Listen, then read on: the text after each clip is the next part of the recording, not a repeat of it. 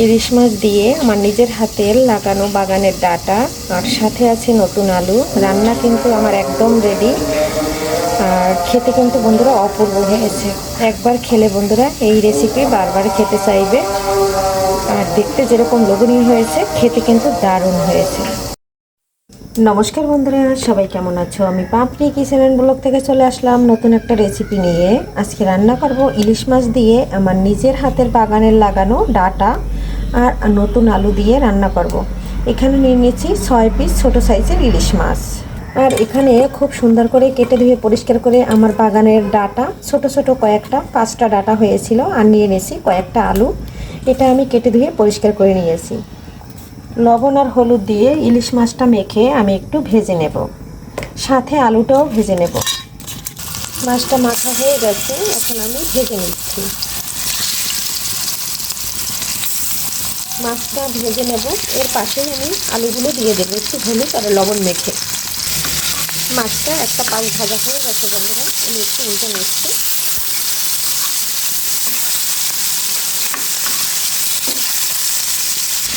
আর এদিকে হলুদ আর লবণ দিয়ে আলুটা একটু মেখে নিচ্ছি, এটাও একটু ভেজে নেব এখন।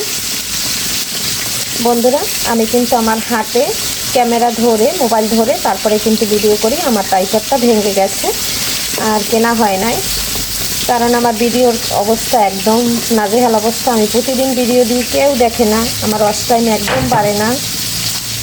মাছটা আমার ভাজা হয়ে গেছে, একটা সাইডে সরিয়ে ওই তেলের মধ্যেই আমি আলুটা খুব সুন্দর করে ভেজে নেব। আর এখন আমি মাছটা তুলে নেব। মাছটা তুলে নিয়েছি, এখন আমি আলুটা নেড়ে চেড়ে ভেজে নেব। আমার ভিডিও কাছে এবং দূরে, দেশ ও দেশের বাহির থেকে যারা সবসময় দেখে এবং সুন্দর সুন্দর কমেন্ট করে এবং অনেক অনেক ভালোবাসা দেয়, লাইক করে, তাদের জন্য অসংখ্য অসংখ্য মন থেকে দোয়া এবং ভালোবাসা অবিরাম। দেখো বন্ধুরা, আমার আলুটা প্রায় ভাজা হয়ে গেছে। বন্ধুরা, আমার ভিডিওটা স্কিপ করবে না প্লিজ বন্ধুরা। আমার একদম অফ টাইম বাড়তেছে না, সব কিছু ইউটিউবে কেটে কেটে নিয়ে যাচ্ছে। বন্ধুরা, একটু ভালোবেসে একটা লাইক করে দিও, যাতে ভিডিওটা মানুষের কাছে পৌঁছায়। তোমাদের একটা লাইকের কারণে আমি যেতে পারবো নতুন নতুন বন্ধুদের কাছে। আর আগে আমার ভিডিওতে অনেক ভিউ হইতো, এখন অতটা ভিউ হয় না, লাইক হয় না, কমেন্ট হয় না। অবশ্য লাইকের থেকে কমেন্ট অনেক বেশি পড়ে।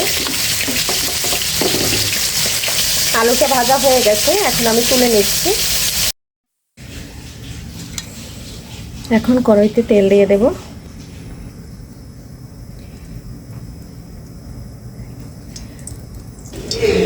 ডাঁটার তরকারিতে ফোড়নে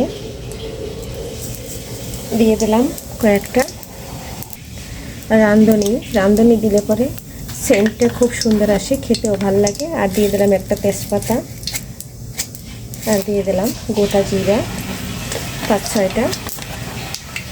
একটু ভাজা হলে তারপরে বাটা মশলাটা দিয়ে দেব। ভাজাটা হয়ে গেছে, এ পর্যায়ে একটু পেঁয়াজ আর কাঁচামরিচ বাটা দিয়ে দিচ্ছি। পেঁয়াজ আর কাঁচামরিচ একসাথে আমি ব্যালেন্স করে রেখেছি, এখন এটা দিয়ে দিচ্ছি। আর এদিকে তেলটা ছিটে একদম অবস্থা খারাপ। দিয়ে দিলাম সামান্য পরিমাণে জল। এখন দিয়ে দেবো গুঁড়ো মশলা। এখন যে গুঁড়ো মশলাটা দিব, দিয়ে দিলাম পরিমাণ অনুযায়ী হলুদ, স্বাদ অনুযায়ী লবণ, দিয়ে দিলাম সামান্য একটু গুঁড়ো মরিচ, একটু জিরার গুঁড়া, আর দিয়ে দিলাম একটু ধনিয়ার গুঁড়া।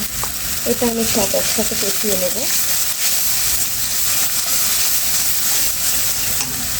কষানোর পরে আমি ডাঁটাটা দিয়ে দেব। তেলটা কিন্তু ভেসে উঠেছে, এই পর্যায়ে আমি বেঁচে রাখা ডাঁটাগুলো দিয়ে দিচ্ছি। দিয়ে আরেকটু জল দিয়ে এটার সাথে কষিয়ে নেব। এখন একটু নেড়ে ছেড়ে দিচ্ছি। দেখো বন্ধুরা, খুব সুন্দর করে কিন্তু কষানো হয়ে গেছে আর তেলটা কিন্তু একদম ছেড়ে দিয়েছে। এই পর্যায়ে আমি ভিজে রাখা আলুগুলো দিয়ে দেবো। এটা দিয়ে একটু কষিয়ে নেব, তাহলে কিন্তু আমার খুব সুন্দর করে কষানো হয়ে যাবে। আর এভাবে ভালো করে কষিয়ে নিলে খেতে কিন্তু অনেক মজা লাগে। কষানো হয়ে গেছে। এই পর্যায়ে কিন্তু আমি গরম জলটা দিয়ে দেবো।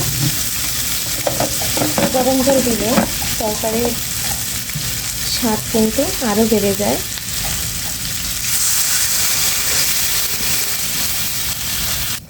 গরম জলটা দেওয়ার সাথে সাথে একদম ফুটে উঠেছে, আর আমি একটু নেড়ে ছেড়ে দিচ্ছি।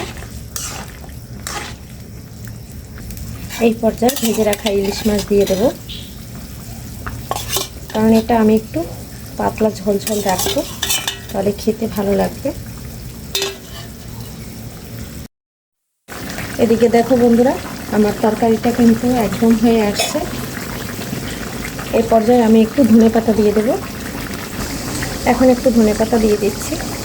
আজকে ধনেপাতা একটু পরিমাণে কম আছে, তাই অল্প দিয়ে দিচ্ছি।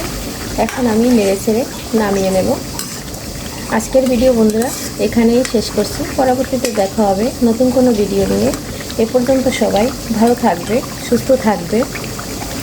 পরবর্তী ভিডিও দেখার আমন্ত্রণ রইল। Bye bye. দেখো বন্ধুরা, মজাদার রান্না।